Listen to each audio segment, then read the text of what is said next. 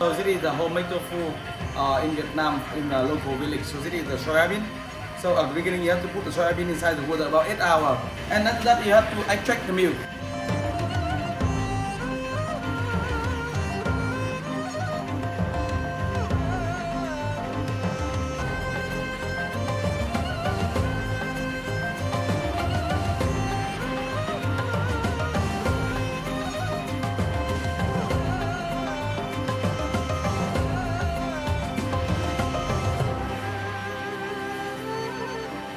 After extract the milk, we have to boil it for 30 minutes.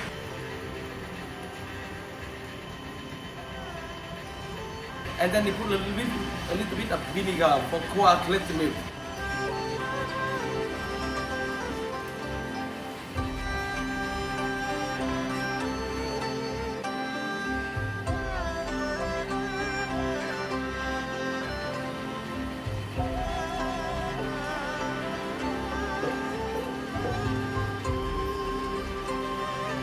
And then you put inside template. Inside template they have a seal, and then you press. The water going out, so you keep the tofu. So in Vietnam we make tofu from soybean and we make same day and sell same day. We not keep to other day.